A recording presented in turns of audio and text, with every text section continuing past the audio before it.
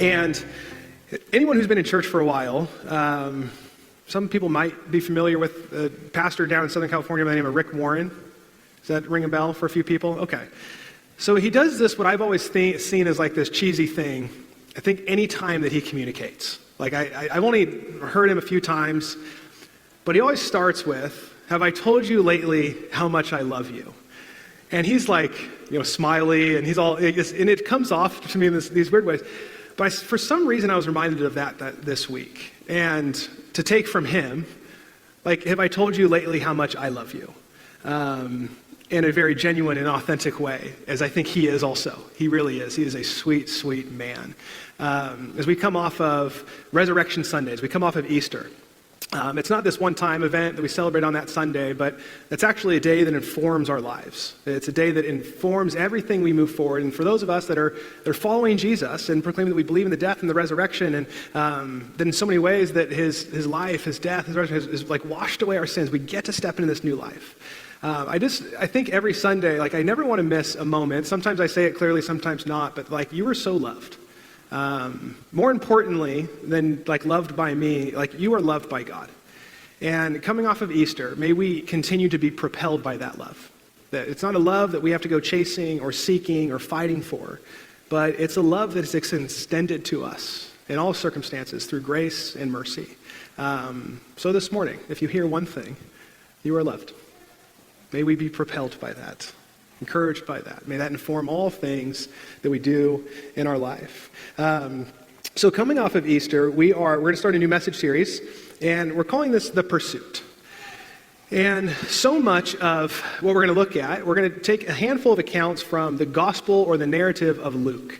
And Luke was a first century physician that is capturing the life of Jesus in a pretty unique way, different than the three other gospels. And they all kind of have their own accounts of Jesus. But one thing that's unique about Luke is over and over and over again, he's capturing God breaking into people's lives in these extraordinary ways.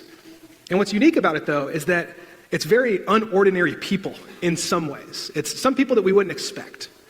I think we can all have someone in our mind that like is really good at stuff, and we think like, man, they just deserve God to break into their lives, and like they've got it all figured out. But over and over again, we actually see through Luke that God is breaking into the mundane and the ordinary, both in lives that we live, but then also just into people. And we can read that, and I think we get confronted by a couple things. One, we can think about that like, wow, that was really cool. Like, God broke into the lives, and he's started to change the way people lived their life, and people who didn't have worth or value, he actually started to redeem, and he would correct other people who were probably thought that they were worth something. But we can read that, and we can think about that a couple thousand years ago, and then we can kind of stop there. And we can read God breaking into people's lives through Jesus, and we can then sometimes miss that God is wanting to break into our life today. And so as we do this series over the next 5 weeks, I think the constant question is, like, are you aware that God wants to break into your life? And then maybe even more importantly, like, do you believe God can break into your life today? And if we go one step further, do you want God to break into your life today? In the first, century, we're really looking a couple thousand years ago, Luke starts off in chapter 7, verse 2, capturing the life of a centurion, which would be a Roman soldier, a leader in the Roman army. And he says this, there's a centurion servant, so the one who is serving the centurion, who his master is valued highly. He was sick and about to die. The centurion heard of Jesus and sent some elders of the Jews to him, asking him to come and heal his servant. So Jesus had just got done teaching this big message, one of his primary teachings, and then he walks into this little town called Capernaum. And as this is happening, this centurion, this Roman soldier, this leader in the Roman army, hears about Jesus. And he wants Jesus to come and heal his servant, who he values highly. And as I read this, I thought about the things that I want to actually call Jesus to. So this Roman soldier, his first response when his servant is dying, he hears Jesus is in town, and what does he do? He reaches out to him, asking him to come and heal his servant. So this morning, one of the first things we're confronted with is, what do you value? Like this morning, right now, what are the things that you value in your life? If you were to pause and think about your relationships, if you were to pause and think about your city, as you pause to think about the things that are maybe going on inside of you, and those things that are broken, those things that are not working as they should be, those things where there's pain and friction to them, what are the things that you value that you want to see healed? What are the things that you value that you want to see restored? What are the things that you value that you want to see redeemed? And if something comes to mind, the next thing is like, do you want God to respond? Whatever that is, the thing that you want to have happen so badly, do you want God to respond? Do you believe that God can respond? Picking up in verse 6, so Jesus went with them. He was not far from the house when the centurion sent friends to say to him, Lord, don't trouble yourself, for I do not deserve to have you come under my roof. This is why I did not even consider myself worthy to come to you. And this morning, for the rest of our time, we'll pretty much hone in on this word worthy. See, this Roman centurion goes and calls to Jesus, but then before he gets near, he's saying, hold on. Look, I'm not worthy for you to even enter my house. You know, I don't want to disrupt your day. I mean, like, you're busy. We're actually quite different. Like, I'm not worthy for you to come and do the thing that I'm asking you to do. And now as a Roman soldier, and even especially a leader within this Roman army, like, he's right. He's right to feel unworthy when it comes to the religious establishment and really what Jesus was up to. I mean, a few things. One, he would be a Gentile. He would not be Jewish. He would be on the outside of those that are in life with God. He probably has a pagan upbringing, which means that he worships a lot of different gods. And let's call them idols, to say. This is in his life and in his blood. Being a Roman soldier means that you were one of the ones who are helping subject like everything that the Roman emperor was doing to the Jews. So you were actually participating in suppressing and oppressing the life of the Jewish people. You're actually causing harm to the people that Jesus has chosen in a way. And he was a man of war. He's doing everything wrong. To be a ranking official means that, like, you've done some pretty bad stuff. You physically have harmed people in some pretty terrible ways to be this point. This isn't someone who I read and think, man, Jesus is like going to respond to this guy. In so many ways, he's doing everything wrong. He's not right in himself. If we just kind of keep working down that list, this isn't someone who I think Jesus is going to respond to. So it could be right for him to have this feeling of, I am not worthy. Like, hey, I'm going to ask you to do this thing, but honestly, I don't think I deserve it. And so my question for us this morning is, do you feel worthy? Like, do you feel worth something for someone to go out of their way for you? Do you feel like you have enough value that other people want to, like, participate in your life?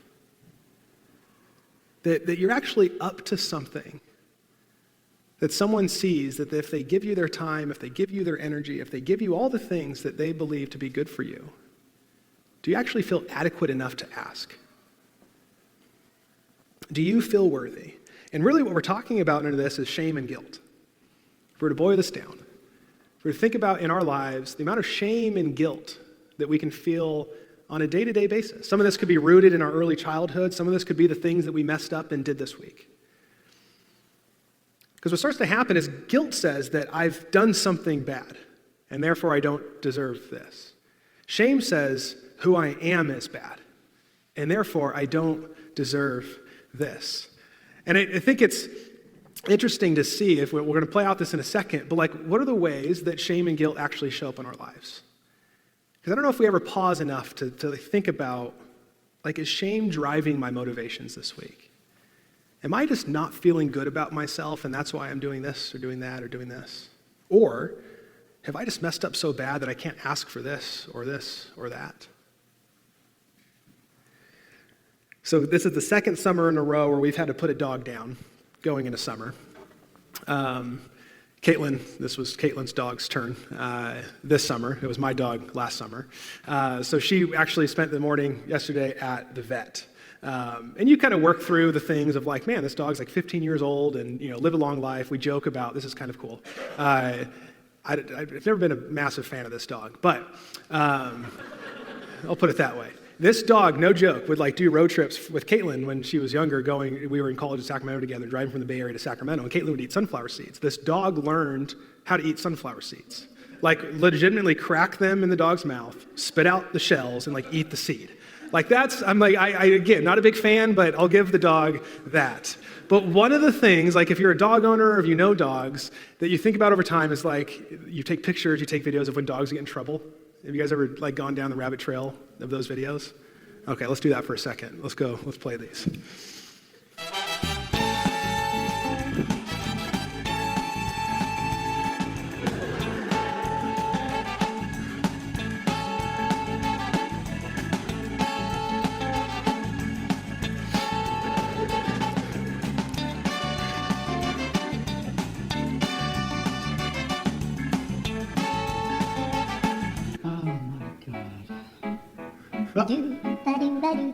Who did this? Who did it?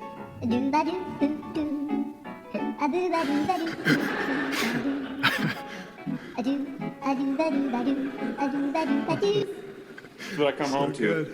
Trash has been gone through. It's my fault. I left it, I left it kind of full. So my question is, who did it? Who's the culprit? We got a couple options. Let's see. We got Gid, and we got Zena. What about Tank? I wonder if Tank had anything to do with it. Tank, do you know about the trash? Do you know anything about the trash, Tank? Because I don't know who could have done something like that. I mean, you're the adult, you're in charge, and yet somehow the trash got into you. Can you tell me what happened? That's so good. The one sitting in the corner is just the best. Like, I know what I need to do. I need to go put my nose against the wall so that I don't have to look at you. Like, as you think about that, there was a pretty big difference in how, like, two different dogs responded, or one to the other two, right? If you notice, like, the dog who probably did it wouldn't make eye contact, wanted to turn and move away from, didn't want to be talked at. And the other ones are still like, I'm wagging my tail and doing my thing. Shame and guilt, for us, in so many ways, can do the same thing. And if we don't actually pause to think about it, we start acting in different ways. We actually start responding to people differently when we feel like we are bad or if we feel like we've done something bad. So I want you to pause for a second and just think about it. In your own life, think about this last week, think about this last month. Maybe first, what was something you did that was bad?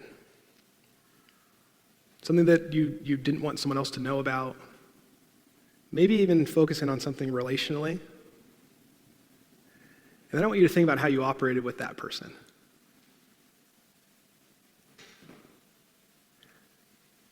And even going one more, maybe there's an area in your life where you just don't feel good enough, that you feel you are bad. And maybe there was a heightened aspect of it in this last week or this last month. Then I want you to think about how that actually changed the way you interacted with other people. How'd you show up? What were some of the habits you took on to maybe try and cope with the feeling? So think about that for a second.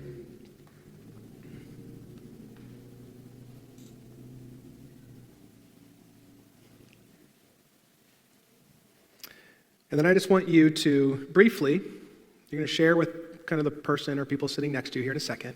You don't have to be like, man, this is exactly how I did it, but you can talk generally. Yeah, if someone's feeling shame, they might respond like this, or their behaviors might do this.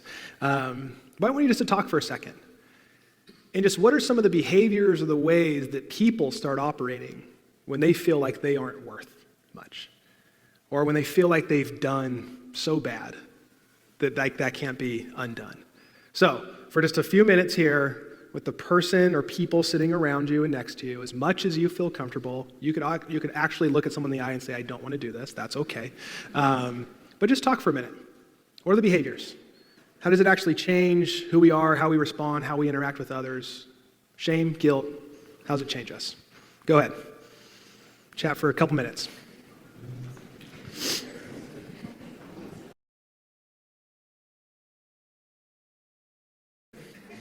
Always trying to find a balance on time. Some of you are like, oh, that was the worst. I don't show up to talk to people. And some of you are like, why don't we just do this the whole time? Like, Ryan, you don't need to talk at all, actually. So hopefully that was somewhat of a middle ground between those two realities. Just maybe 2 or 3 in a handful of words. What are some of the ways that this actually starts to show up in our behaviors? You want to say them out loud? Defensive. Yeah. Isolating. Blame shifting. Yeah. That's good. A couple more. Shutting down. Emotionally. Yep. 2 more. Distancing. Yep. Yeah. 1 more. Yeah. Yeah. It's good. It's good. Obviously, there's probably another 100 ways that we could, kind of put on the table here. But ultimately, as people are studying human behavior and just how our brains work with our emotions, you're naming the things that happen on a daily basis in like microscopic ways that we're so unaware of. It takes about 3 to 5 seconds for us to, even in like a situation, like a conversation with somebody or an action happens, like our brains have already started to produce shame and guilt and how we start to respond before we even have time to think about it. And this is attached to patterns over a lifetime of where we find ourselves today, of who we are. And so shame and guilt, ultimately what ends up happening is they'll say shame specifically informs you of an internal state of inadequacy, dishonor, or regret. Now I want you to think about that statement of inadequacy, dishonor, and regret. Like if you just walked around in the world day in, day out with that being who you are and how you operate, how much are you going to be defensive? How much are you going to isolate and defend yourself? How much are you going to just blame everybody else for your problems?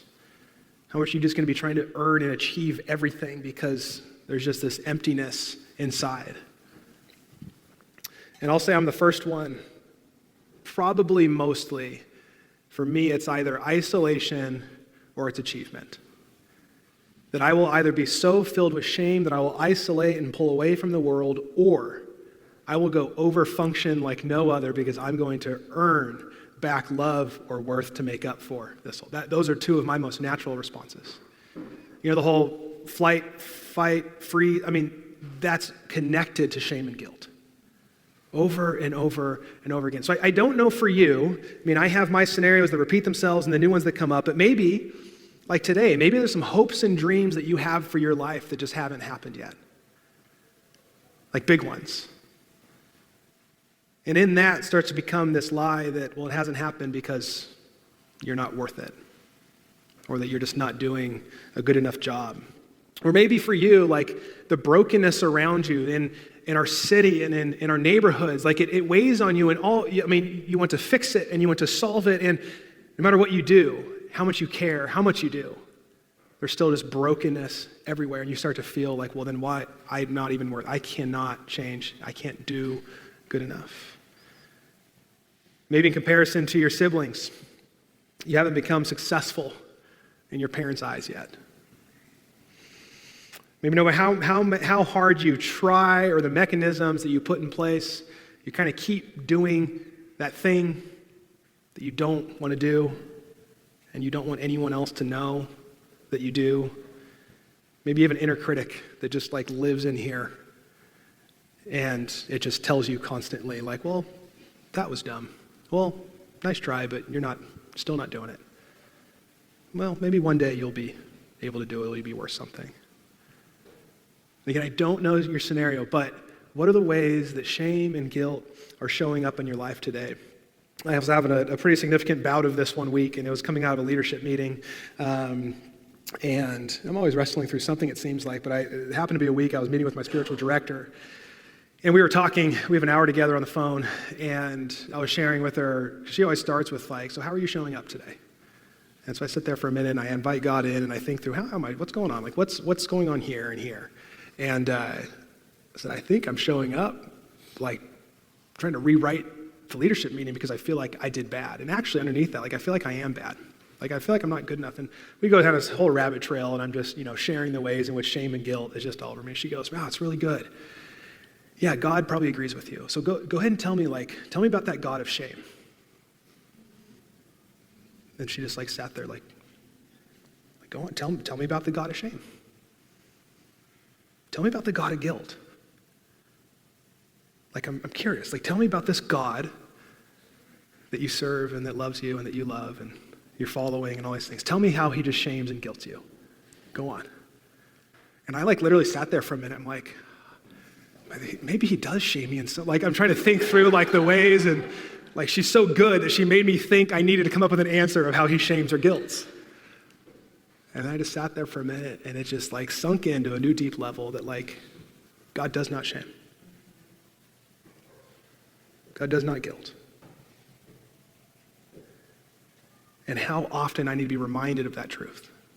Over and over and over again. Because what starts to happen when we're living out of shame, when we're living out of guilt, the things that you mentioned about how you start to interact with people when you're feeling shamed and guilt, I guarantee you is the way you interact with God. When you start to distance yourself from other people, I doubt you're going closer to God. My bet would be that you're also distancing. When I start to feel like I need to achieve for other people, guarantee you I'm also trying to achieve for God. More and more and more, they are one and the same. And I think back to this Roman soldier who stated, I'm not worthy. He still asked for Jesus to come and heal. He still asked for God to break into his life, even when he was feeling maybe worthless, maybe that he wasn't doing it all right.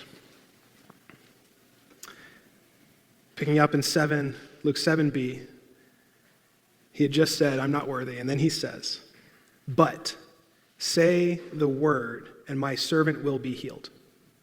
For I am a man under authority with soldiers under me. I tell this one, go, and he goes, and that one, come, and he comes.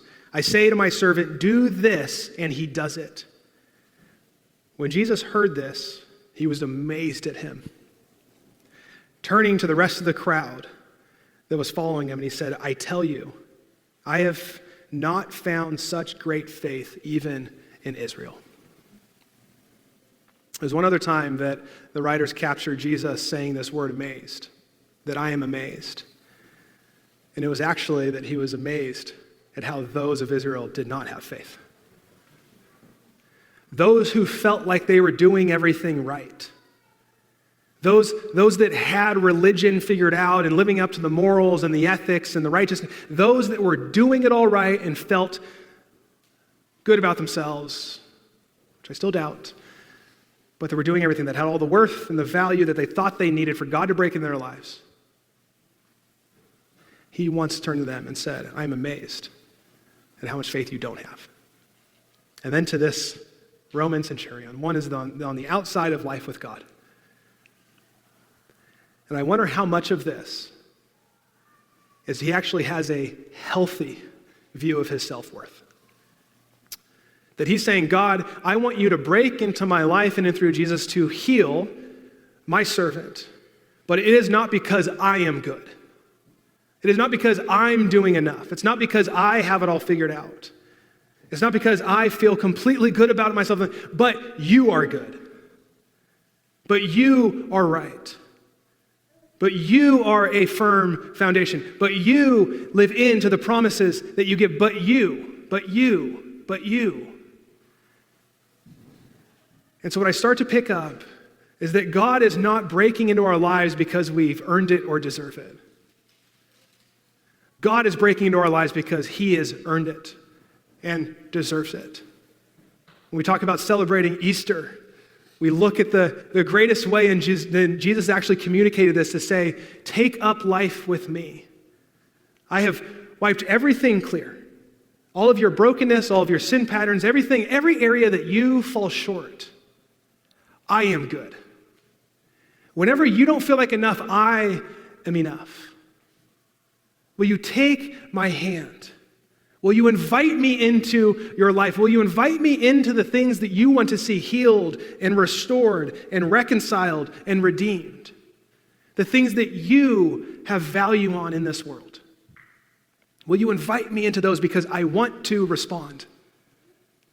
I want to respond to you even when you're not doing it right. See, I think for this Roman centurion, where I get it mixed up the most is that it's not about my faith in myself, it's about my faith in Jesus. Because when it's faith in myself, it's just wavering. Back and forth. Because, man, I got faith in me today because I can do this and that and this. And then the next day I'm like, man, I can't.